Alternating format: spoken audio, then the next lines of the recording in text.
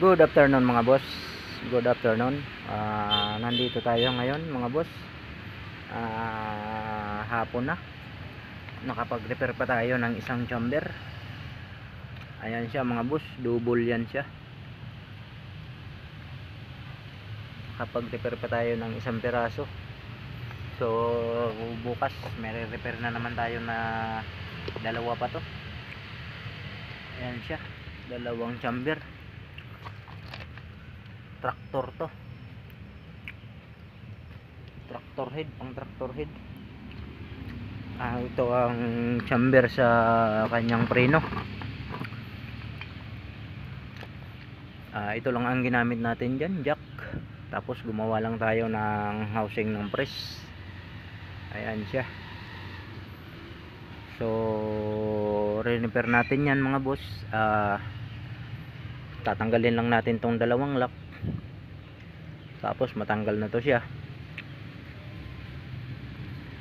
Yan lang ang lock nya, dalawang piraso.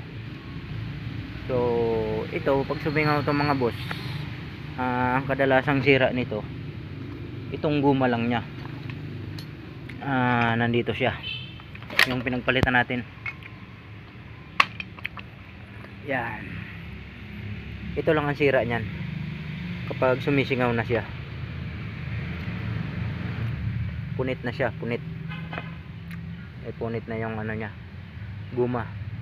Kaya pag namreno siya o kaya nagmaksi siya, tuloy-tuloy ang singaw ng hangin.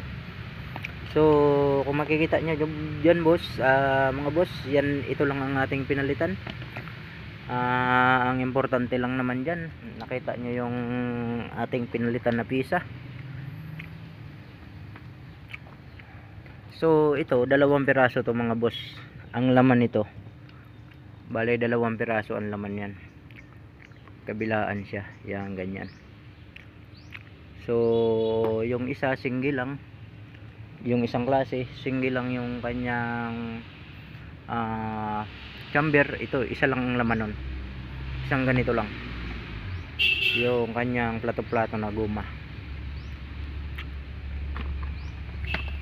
So ayan nga boss, sa pagre-repair nga natin dyan, bago natin i-press, linagyan muna natin ng grasa itong mga labi na to, kabilaan, para hindi siya sisingaw. Kaya linagyan muna natin ng grasa yan, para sigurado tayong walang singaw dito sa gilid. Yan. Ito naman, pag may singaw to, ang kapag butas na itong ang guma, ang singaw nito dito sa mga butas nya. Ayan siya, may mga butas yan. Tapos dito sa puno ng kanyang, dito sa puno, sisingaw yan siya dyan kapag sira na itong ating plato-plato na goma. Kapag may butas na dito, may punit, dyan na siya sisingaw mga boss. So yan lang muna ang video natin mga boss. Subscribe na lang kayo sa ating YouTube channel.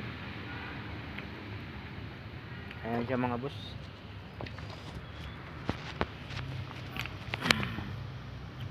Thank you for watching mga boss.